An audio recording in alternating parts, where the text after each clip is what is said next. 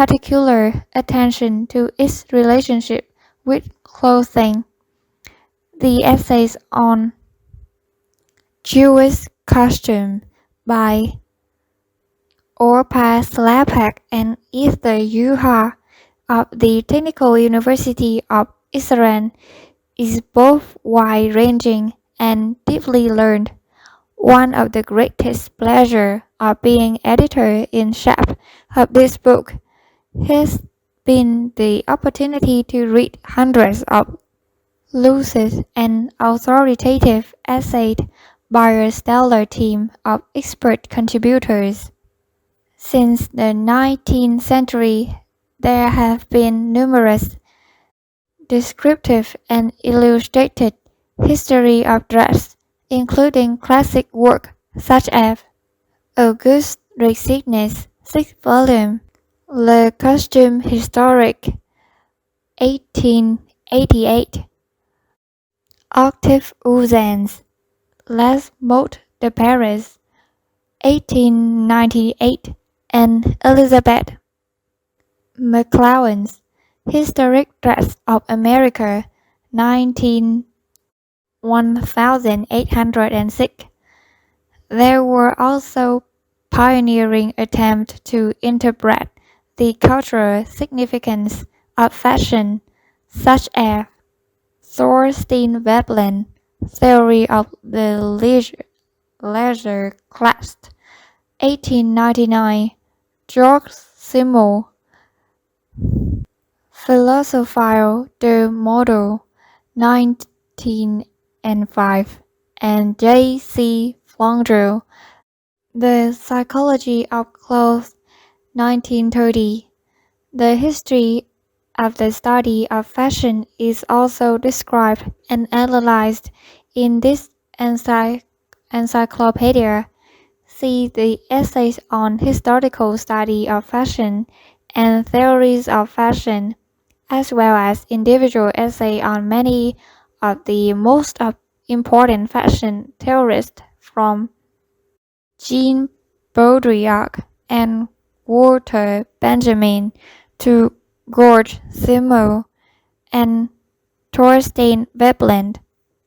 Among the most popular fashion histories published in the mid-20th century was those by James Lever, Willett Cunnington, and Francois Pocher, who amassed a wealth of information and developed a detailed chronology of style, although Lever's and Cunnington's attempt to interpret the style, often in terms of women's sexual psychology, was seriously flawed.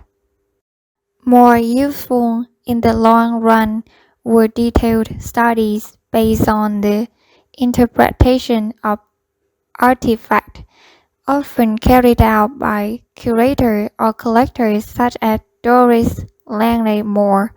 Their work laid an essential foundation for further advance in the study of clothing and fashion. There remains a division between object-oriented researchers, often curators, and university-based fashion theorists, some of whom lack detailed knowledge about the history and construction of dress. As with maritime and military history, dress history has become increasingly concerned with larger issues of social and cultural significance. As the field has moved on, some scholars have remained trapped in older, antiquarian approach to the subject.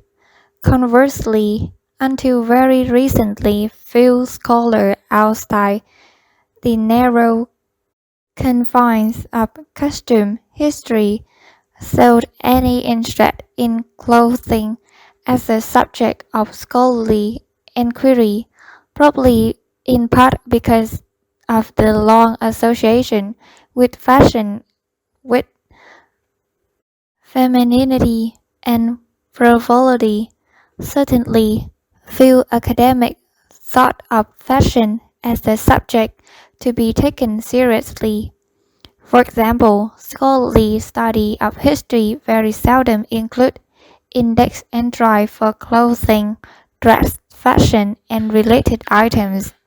The basic fact that virtually all humans wear clothes on a daily basis was perhaps too obvious to be noticed.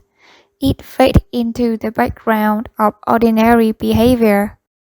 In recent years, however, the study of fashion has been revolutionized as scholars from other disciplines began exploring the intersection between dress, body, and the cultural construction of identity. Awareness began to spread in the academic world that clothing is not only a part of daily life, but that the ways people choose, acquire, wear, and vary their dress can say a great deal about such issues as class, gender, sexual preference, ethnicity, group identity and behavior, and aesthetic, cultural, social, and economic historian as historian open to new methodology, anthropologist, semiotician, philosopher, student of material culture and design history, and scholar informed by feminist theory, critical theory, cultural studies, and study in gender and sexuality all showed increasing interest in the hitherto despised subject of fashion. Pioneering work include Ellen Moore's The Dandy, 1916, and Hollander, Seeing Through Clothes, 1978. Dick Hapditch, Subculture, The Meaning of Style, 1979. Philip Perret, Les the Shoe et les Dessous de la Bourgeoisie, 1981. Elizabeth Wilson, Adorned in Dreams, 1985. My own first two books, Fashion and Erotism, 1985, and Paris Fashion, 1988. Rosika Parker, The Subversive Stitch, 1989. Daniel Rocher, La Culture des Apparences, 1989, and Caroline Evans and Mina Thornton, Women and Fashion, 1989. By the 1990s, the field was rapidly expanding.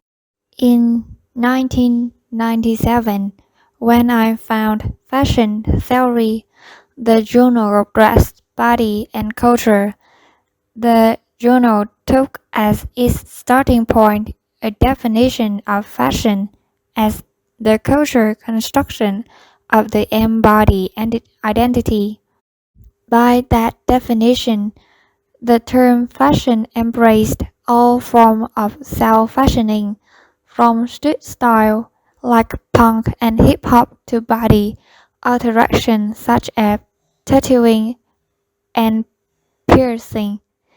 In many ways, this encyclopedia represents the flowering of a new generation of fashion scholars and curators, many of whom have published in fashion theory. Among them are Rebecca Arnold, Georgia Bartlett, Christopher Brewood, Caroline Evans, Amy Delahaye, Peter McNeil, Alexandra Palmer, and Claire Wilcox, to name only a few. Yet, though wishing to study fashion still confront problems with professional training, since few universities offer advanced degrees in the subject. Nevertheless, the new approach to fashion studies has had a real and positive impact not only in academia but in the museum world as well. Just as the history of fashion was becoming richer and more theoretically sophisticated in the 1980s and 1990s, so also the exhibition of fashion in museum was moving away from static antiquarian display to theatrical presentation of innovative themes. As fashion exhibition proliferated, a much wider public began to take fashion seriously as a cultural phenomenon. The recent revolution in the study and display of fashion has contributed to the richness and depth of this encyclopedia and will also, I believe, make it a work that is interesting and useful to a very large and diverse readership. It will appeal, of course, to professional and students in fashion design, museum studies, theatrical costume, textile art, and other strongly clothing related fields. But